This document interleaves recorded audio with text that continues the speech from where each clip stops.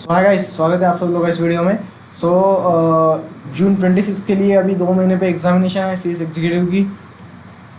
इस बीच में writing practice किस तरीके से करनी चाहिए, कौन से क्वेश्चंस राइटिंग प्रैक्टिस में लेने चाहिए, केस स्टडी का आंसर कैसे लिखना है, डायरेक्ट क्वेश्चन का आंसर कैसे लिखना है, केस लॉ का आंसर किस तरीके से लिखना है, ये सारी चीज़ें इस वीडियो के जरिए अपन लोग जानेंगे। सो बेसिकली यहाँ पे मैंने एक पेपर निकाला है, ये अपना कंपनी लॉ का पेपर है।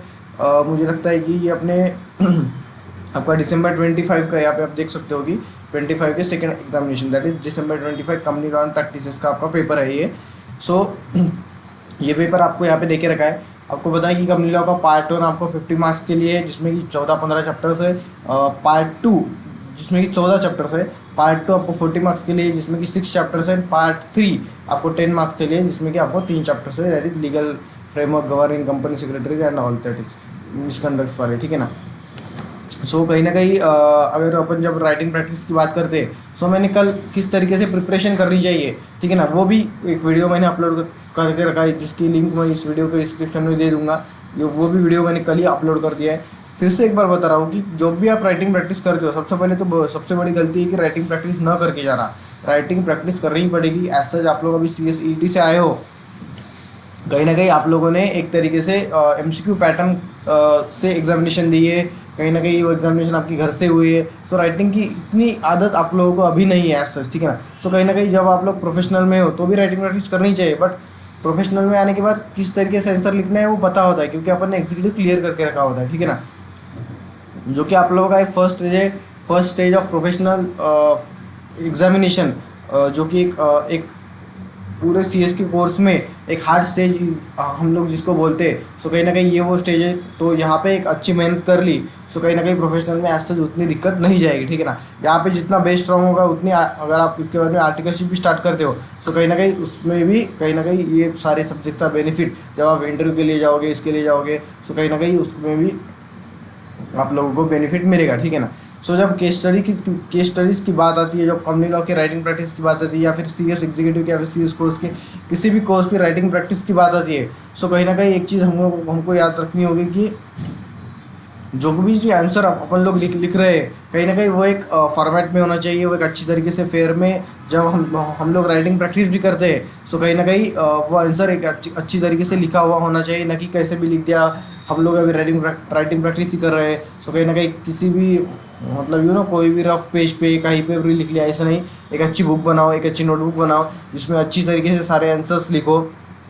एंड क्वेश्चंस कहाँ से रेफ़र करें, तो जिसका आंसर है पास्ट पेपर, ICSI पेपर्स डालने का गूगल पे, उस पर सारे अटेम्प्ट के पेपर आ जाएंगे, वो डाउनलोड करने के, उसमें से क्वेश्चन लेने का और वो क्वेश्चन लिख के देखने का। और जो क्वेश्चन लिखा, ठीक है ना, अगर समझो आप लोगों ने सेक्शन 164 का क्वेश्चन लिखा, डिस्क्वालिफिकेशन ऑफ डायरेक्टर, तो वो सेक्शन जो क्वेश्चन आया था, समझो 164 के ऊपर क्वेश्चन आया था, तो अपने नोट्स या फिर मॉडल जिससे भी आप लोग पढ़ते हो, वहाँ पे टिक कर देने का कि भैया इस सेक्शन के ऊपर ये एग्जामिनेशन में ऐसा ऐसा क्वेश्चन आ गया था। कहीं ना कहीं जब आप लोग दोबारा पढ़ोगे, कहीं ना कहीं क्या होगा कि दोबारा पढ़ने के बाद जब आप लोग वो सेक्शन पढ़ोगे तो आप लोगों को याद है कि भैया इसमें ये क्वेश्चन पूछा गया था।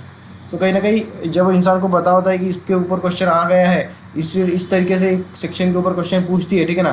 कहीं ना कहीं और एक अच्छी तरीके से वो सारी चीज़ें आपके दिमाग में जाएगी, आप लोग ये करके देखिए, ठीक है ना। और ये पेपर जब आप लोग खाली बैठते हो तो जस्ट उसको इंस्टाग्राम जैसे स्क्रॉल करते हो, उसी तरीके से पेपर को डाउनलोड करके उसको एक बार देख लीजिए, 2-3 बार देख लीजिए, एक बार नहीं, हर एक सब्जेक्ट के। कहीं ना कहीं आप लोगों के दिमाग में बैठेगा किस तरीके से क्वेश्चंस आते हैं, और जब आप लोग पढ़ोगे तो पढ़ते टाइम आप लोगों को याद आएगा, अरे इस कंसेप्ट के ऊपर, इस सेक्शन के ऊपर इंस्टीट्यूट ने क्वेश्चन पूछा था। कहीं ना कहीं वही फिर चीज़ जो है, वही चीज़ सारी चीज़ आपके नोट्स में, मॉडल में आप लोग टिक कर लीजिए। और राइटिंग प्रैक्टिस जब करते हो तो वही चीज़, तब वही क्वेश्चन लेने का, उसकी राइटिंग प्रैक्टिस करने की, अपना आंसर बराबर है कि नहीं। ये गाइडलाइन आंसर भी आते हैं, guideline answer of institute ICSI आप लोग डालोगे, ICSI guideline answers of December 25 या फिर June 25, जो भी आप लोग डालोगे तो वहाँ पे आ जाएंगे। कहीं ना कहीं आप लोगों के आंसर आप लोग जब जो लिखते हो वो गाइडलाइन आंसर से कंपेयर कीजिए, या फिर आपके टीचर से कंपेयर कीजिए, या फिर मुझे भेजिए, मैं भी उसके ऊपर रिव्यू दूंगा, ठीक है ना। एंड देन एक तरीके से अच्छी तरीके से लिख के, शुरुआती के टाइम पे अगर याद नहीं रहा तो कहीं ना कहीं देख के भी लिख सकते हो, ठीक है ना। बट लिखना ज़रूरी है, जब तक आप लिखोगे नहीं तब तक गलतियाँ समझ में नहीं आएंगी, ठीक है ना। हमको ऐसा लगता है कि एक तरीके से हमको सब आता है, बट छोटी छोटी गलतियाँ होती है जो अपन लोग डायरेक्ट मेन एग्जामिनेशन में करके आते। सो एक तरीके से ये वो गलतियाँ यहाँ पे ही समझ में आ गई, तो कहीं ना कहीं एक तरीके से एक अच्छी उसमें इम्प्रूवमेंट अपन लोग ला सकते हैं, और वो गलतियाँ मेरे एग्जाम में नहीं होगी, ठीक है ना। हो सके तो टेस्ट सीरीज, हो सके तो क्या 100% एक टेस्ट सीरीज दीजिए, 100 मार्क्स का पूरा पेपर एक बार सॉल्व कर लीजिए, उसको चेक करवा के लीजिए अपने टीचर से, मेंटर से, या फिर टेस्ट सीरीज दीजिए। कोई बोलेगा देने की ज़रूरत नहीं है, कोई बोलेगा देने की ज़रूरत है, ऐसा नहीं है, देना कभी भी बेटर है। अपनी गलतियाँ समझ में आती है, हर एक की स्ट्रैटेजी अलग अलग होती है। जो बंदा पास हुआ है वो बंदा बोलेगा कि भैया मैंने तो नहीं दी थी, तो ऐसा कोई इम्पोर्टेंट नहीं है। बट हर एक की स्ट्रैटेजी अलग होती है, हर एक के लिए अलग चीज़ें काम करती है। सो कहीं ना कहीं अपने को अभी मालूम नहीं, अपन अभी एग्जीक्यूटिव में, अपने को अभी मालूम नहीं है कि अपने लिए क्या काम करेगा। सो अपने को सब करके जाना है, ठीक है ना। सो सेफर साइड दीजिए। वर्स्ट टू वर्स्ट केस में क्या होगा, 0 मार्क्स आएंगे। मेन एग्जामिनेशन तो फेल में नहीं होंगे ना। मेन एग्जामिनेशन में फेल होने से अच्छा है कि भैया यहाँ पे 0 आए, ठीक है ना। सो एक राइटिंग प्रैक्टिस अगर आप पहले से रोज़ करते हो, रोज़ के 2 क्वेश्चन लेके आपकी जब दिन भर की पढ़ाई होती है तो रात में 2 क्वेश्चन लेके आप जब लिखते हो, सो कहीं ना कहीं वो लिखने के बाद में एक तरीके से 2 क्वेश्चन आपकी पढ़ाई होने के बाद में 2 क्वेश्चन आप लोग जब लिखते हो, देन उसे टीचर से, मेंटर से एक बार उसे गाइडलाइन आंसर से कंपेयर करते हो, तो कहीं ना कहीं आपकी गलती आपको समझ में आती है। और जो मेन एग्जामिनेशन में गलती होने वाली है, या फिर जो टेस्ट सीरीज में भी गलतियाँ होने वाली, वो भी अभी नहीं होंगी, ठीक है ना। सो अलग अलग क्वेश्चन रहते हैं। कई बार इंस्टीट्यूट 5 मार्क के लिए क्वेश्चन पूछता है, उसमें से एक पार्ट 3 मार्क के लिए रहता है, एक पार्ट 2 मार्क के लिए रहता है। उसका आंसर कैसे करना है, एक तरीके से लेंथ कितनी रखनी है, या फिर कंटेंट रखना है, ये सारी चीज़ें आप लोग देखते हो। पास्ट एग्ज़ाम के इंस्टीट्यूट ने चेक किए वाले पेपर्स बहुत सारे यूट्यूब पे है, आपके किसी दोस्त के होंगे तो उसके भी देख लीजिए किस तरीके से चेकिंग होती है। सो कहीं ना कहीं ये सारी चीज़ें आप लोग सीखोगे। इसके लिए राइटिंग प्रैक्टिस करना बहुत ज़रूरी है, ठीक है ना। सो 2 क्वेश्चन लिखने के लिए मिनिमम 5 से 10 मिनट लगते हैं, ज़्यादा टाइम नहीं लगता है। बट वो 5 से 10 minute can change your result, ठीक है ना। सो कहीं ना कहीं मैं रिकमेंड करूँगा ये सारे पेपर एक बार 2-3 बार एक बार वो अच्छी तरीके से गो थ्रू कर लीजिए। और जब आप लोग पढ़ते हो तो कहीं ना कहीं याद आए कि भाई इसके ऊपर क्वेश्चन पूछा गया था, तो वहाँ पे टिक मार्क कर लीजिए। फिर वही क्वेश्चन की एक बार राइटिंग प्रैक्टिस करनी।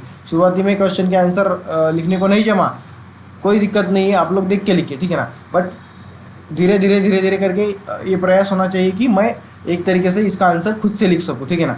सो अभी ये कंपनी का पेपर है, इसमें केस स्टडी देके रखी है, और इसमें एक 3 मार्क का क्वेश्चन देके रखा है। Explain whether a company liable for punishment for its failure to distribute the dividend on preference shares with the statutory time limit. So dividend declare करने के बाद 30 दिन में उसको डिस्ट्रीब्यूट करना होता है। अगर नहीं किया तो कंपनी के लिए एक तरीके से पेनल्टी पड़ सकती है। सो यहाँ पे केस स्टडी कुछ तो देके रखिए, ये आपको पढ़ना है, उसके बेसिस पे आपको ये बताना है कि कंपनी पनिशमेंट के लिए लायबल है कि नहीं, ठीक है ना। सो अगर ये क्वेश्चन डिविडेंड का चैप्टर के ऊपर ये क्वेश्चन पूछा गया था, जब आप लोग डिविडेंड का चैप्टर पढ़ोगे तो उसमें जो कुछ भी दिया गया है कि with in 30 days dividend distribute करना होता है, एक बार डिक्लेयर कर दिया तो डिविडेंड देना ही पड़ेगा, ठीक है ना। तो वो क्वेश्चन पढ़ते पढ़ते आपको दिमाग में आ जाना चाहिए कि भैया इसके ऊपर इंस्टीट्यूट ने क्वेश्चन पूछा था अपनी December 25 में। सो किस तरीके का क्वेश्चन वो कंसेप्ट में पूछा गया था, ये भी आप लोगों को वहाँ पे पता चल गया है। सो कहीं ना कहीं उसको टिक मार्क करके रखना है, और जब आप लोग राइटिंग प्रैक्टिस करोगे तो यही क्वेश्चन लिख के रखना है। इससे क्या होगा कि पास्ट एग्जाम पेपर भी आपके सारे सॉल्व करके हो जाएंगे, क्योंकि जब आप लोग यही क्वेश्चन लेके उसकी राइटिंग प्रैक्टिस करोगे तो पास्ट एग्जाम पेपर भी आपके सॉल्व करके हो जाएंगे, राइटिंग प्रैक्टिस भी हो जाएगी, गाइडलाइन आंसर से आप लोग कंपेयर भी करोगे, टीचर से उसको चेक भी करवा के लोगे। सो सारी चीज़ें हो जाएंगी। आप लोग पढ़ तो रहे, आप लोग क्लासेस तो कर रहे हो, मैराथन देख रहे हो, कंसेप्ट क्लियर कर रहे हो, उसके बाद में पढ़ाई कर रहे हो, 2-3 रिविजन्स मिनिमम करने हैं, 2-3 रिविजन्स कर रहे हो, रोज़ राइटिंग प्रैक्टिस कर रहे हो, राइटिंग प्रैक्टिस के लिए पास्ट एग्जाम क्वेश्चन ही ले रहे हो, उसे अपने टीचर से कंपेयर करवा के ले रहे हो, उसको गाइडलाइन आंसर से कंपेयर करवा के ले रहे हो, एक टेस्ट सीरीज दे रहे हो, तो भाई और क्या चाहिए, ठीक है ना। इतना अगर कर दिया तो मुझे नहीं लगता कि कोई एक तरीके से फेल हो सकता है, या फिर कुछ कम ज़्यादा हुआ भी तो उसको गिल्ट नहीं रहेगा कि भैया मैंने मेरे तरीके से 100% दिया नहीं, और क्या चाहिए, ठीक है ना। सो यही सारी चीज़ें हैं। ये सेकंड क्वेश्चन है एज रिगार्ड्स टू केस 2, मतलब एक केस 2 यहाँ पे 4-5 केसेस देके रखे हैं, तो एक केस 2 के ऊपर एक सारा क्वेश्चन देके रखा है। State whether the proposal for closure of register of members in December 25 is tenable, मतलब रजिस्टर ऑफ मेंबर आप साल में 45 डेज के लिए बंद कर सकते हो, बट वहाँ पे मिनिमम एक टाइम पे बस 30 डेज के ऊपर नहीं जाना चाहिए। मैं एक साल में 45 दिन के लिए कर सकते हो, बट एक तरीके से कंटिन्यू 45 डेज के लिए नहीं कर सकते हो। अगर कंटिन्यू करना है तो मैक्सिमम 30 डेज के लिए कर सकते हो। सो यहाँ पे केस 2 में क्या दे के रखा है आप लोग देख सकते हो। The company close register in may, August and October in the year 2025 for the 12, 10 and 15 days. मतलब ये सब मिला के कितने हो गए, 12 और 10 22 और ये अपना 15, मतलब ये हो गए 37। Then respectively for corporate actions the board of directors is considering closing the register in December 15 for another 14 days for the bonus shares. यहाँ पे 2025 होना चाहिए, ठीक है ना। मतलब सही 37 डेज के लिए उन्होंने क्लोज करके रखा था। उसके बाद में अपने दिसंबर 25 में वो और 14 डेज के लिए, मतलब और 14 डेज बोले तो कितने हो गए, वो गए 51 डेज, 37 + 14, ठीक है ना। तो कहीं ना कहीं ये टेनेबल है कि नहीं, तो ये टेनेबल नहीं है। उन लोगों ने 45 डेज का जो लिमिट है उसको ब्रीच कर दिया है। दो उन्होंने 30 डेज एक टाइम पे मैक्सिमम 30 डेज के लिए क्लोज कर सकते हैं, उसको ब्रीच नहीं किया। बट जो कुछ भी 45 डेज का लिमिट है मैक्सिमम 45 डेज के लिए क्लोज किया जा सकता है, उसको ब्रीच कर दिया। सो कहीं ना कहीं ये टेनेबल नहीं है। सो आप लोग यहाँ पे इसके आंसर, अभी ये 3 मार्क के लिए क्वेश्चन है, आप लोग यहाँ पे लिख सकते हो as per this section of company act 2013 as per this, या फिर आप लोग सेक्शन बताए तो सेक्शन बताए तो ही मेंशन कीजिए कंफर्म, नहीं बताए तो मेंशन मत कीजिए, क्योंकि मार्क्स कटेंगे। भले आपने आंसर बराबर लिखा है, सेक्शन गलत लिखा है तो मार्क्स कटेंगे, तो मत लिखिए। अगर सेक्शन पता नहीं है तो as per relevant provisions of companies act 2013 the company can close it register for maximum 45 days but not exceeding 30 days, not exceeding 30 days in a continuing cycle, ठीक है ना। मतलब अगर एक साइकिल में मैक्सिमम 30 डेज़ के लिए क्लोज किया जा सकता है, फिर उसके बाद में फिर ओपन करके फिर 15 डेज़ के लिए, या फिर एक पार्ट में, बट वो मैक्सिमम लिमिट 45 डेज़ के ऊपर नहीं जानी चाहिए। मतलब मैक्सिमम 45 डेज़ के लिए क्लोज कर सकते हो, एक टाइम के लिए मैक्सिमम 30 डेज़ के ऊपर क्लोज नहीं कर सकते, ठीक है ना। 45 डेज में 45 डेज 2 या 2 से ज़्यादा साइकिल में आप लोगों को वहाँ पे वो कंप्लीट करना है। मतलब 45 डेज़ के लिए अगर आपको वो रजिस्टर ऑफ मेंबर क्लोज करके रखना है, सो कहीं ना कहीं 2 से ज़्यादा साइकिल में आप लोगों को वो क्लोज करना होगा, क्योंकि एक टाइम पे मैक्सिमम 30 डेज़ के लिए ही अपन लोग क्लोज कर सकते हो, ठीक है ना। सो यही चीज़ है। सो इन लोगों ने यहाँ पे 45 डेज़ की लिमिट ब्रीच कर दी, ऑलरेडी 37 हुए थे, फिर उसके बाद में 14 डेज़ के लिए क्लोज कर दिया।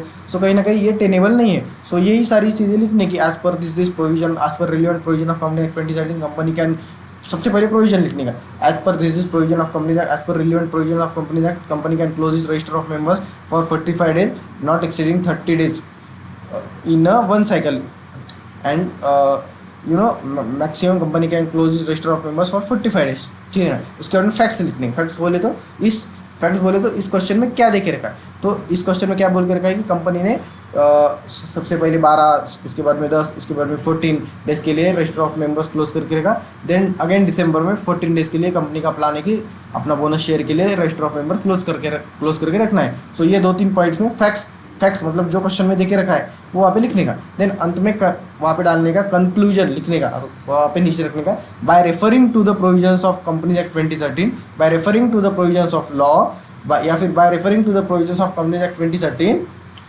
सेक्शन बताए तो सेक्शन डालने का by referring to the relevant section of companies act, या फिर सेक्शन 88 ऑफ कंपनी एक्ट 2013, जो कुछ भी है। कंपनी यहाँ पे क्या बोल के रखा है कि कंपनी की एक्शन टेनेबल है कि नहीं है, ठीक है ना। So company can not close is register of members in December 25 for bonus issue because the company already closes register of members in the year 2025 in the month of May August 25 for a period of 37 days and if company close the register of members for more 14 days, then company will breach the limit of 45 days which is allowed by the Companies Act to close the register of members for the maximum period। मतलब ऐसे simple language में लिखने का, by referring to the provisions of Companies Act, company cannot close the register of members for the bonus issue in December 25 as this will breach the limit of 45 days allowed by the Companies Act 2013। सो ये conclusion लिख देने का, last में 2 underline कर देने के। इस तरीके से आपका आंसर होना चाहिए, प्रोविजन, फैक्ट्स, अपना कंक्लूजन, ठीक है ना। उसके बाद में यही सारी चीज़ें, ये अपना case 3 examine both the claims of transmission of shares, decide whose claim is valid under law. Transmission मतलब कोई इंसान मर जाने के बाद उसके शेयर दूसरे आदमी को ट्रांसफर किए जाते हैं एज पर सेक्शन 56 57 कुछ तो भी है, ठीक है ना। सो यही सारी चीज़ें इस तरीके से आप लोगों को आंसर लिखना है। अगर इस तरीके से पेपर आप लोग कंपेयर करोगे तो मुझे नहीं लगता कि कोई क्वेश्चन आप लोगों का, कोई पेपर आप लोगों को छूटेगा, कोई पास्ट पेपर रेफर करना रहेगा या फिर कोई राइटिंग प्रैक्टिस में आपकी कमी आएगी, कोई भी नहीं आएगी। बस आंसर लिखते हो फेयर में अच्छी तरीके से लिखना, क्योंकि फेयर में नहीं लिखोगे आंसर सो कहीं ना कहीं किसी भी तरीके से लिखोगे तो फिर क्या मतलब आ रहा। राइटिंग प्रैक्टिस क्यों कर रहे हैं कि आंसर किस तरीके से लिखा जाना चाहिए। अगर वही किसी रफ पेज पे अपन लोग किसी भी जल्दबाजी में लिख रहे हैं तो उसका कोई मतलब नहीं है, ठीक है ना। और उसको एक बार अच्छी तरीके से चेक करवा के लेना, ठीक है ना। तो ये सारे क्वेश्चन आप लोगों को देके रखिए यहाँ पे। You are a founder partner of practising company secretary, आप CS बन गए, आप देखो कि फॉर्म भी वहाँ भी शुरू कर दी, विच आपके पास बहुत क्लाइंट है। Ambarish is a director of 7 companies, Ambarish ये डायरेक्टर है 7 कंपनीज में। ये अप्रोच जो है ना applicability of XBRL mode of filing, XBRL mode filing अपना 10 करोड़ 50 करोड़ 100 करोड़ जो कुछ भी for 3 company as per information given latest, मतलब ये इसका टर्नओवर अपना पेड अप कैपिटल वो सारी चीज़ें हैं। तो XBRL फाइलिंग की लिमिट्स क्या है, वो 10 करोड़ पेड अप कैपिटल, अपना टर्नओवर 100 करोड़ 50 करोड़ जो भी है। तो वो सारी चीज़ें आप लोगों को देखना है कि है कि नहीं। यहाँ पे भी इसी तरीके से लिखना है, as per the provisions of companies act 2013 the following companies need to comply with XBRL filing. तो फॉलोइंग कौन सी कंपनी, द कंपनी उस paid up share capital exceed आपकी जो कुछ भी लिमिट है 10 करोड़, उसका टर्नओवर, उसका लोन जो कुछ भी वो लिखने का। देन उसके बाद फैक्ट्स लिखने के। In this question Ambarish is a director in 7 companies in which long limited listed companies whose turnover is 45. Then second point, White Private Limited whose turnover is 75 crore, Sharp Limited listed company whose turnover is वहाँ पे 150 करोड़ और whose paid up capital are 3 4 10 crore respectively, ठीक है ना।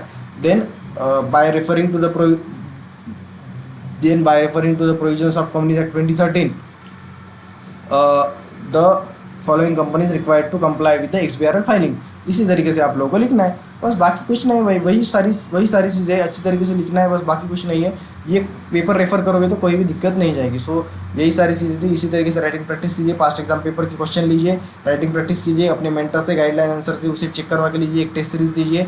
And एक तरीके से मुझे लगता है कि अच्छी तरीके से उसमें से आप लोग पास हो सकते हो राइटिंग प्रैक्टिस के। और वही सारे क्वेश्चन अपने नोट्स में टिक करवा के लीजिए। और नोट्स में सारी चीज़ें कंटेंट मॉड्यूल का कवर एक नहीं, ये भी एक बार चेक करवा के लीजिए। यही सारी चीज़ें, कुछ भी दिक्कत है तो मुझे मैसेज कीजिए और मैं आपको हमेशा अवेलेबल रहूँगा। Thank you so much guys, bye bye.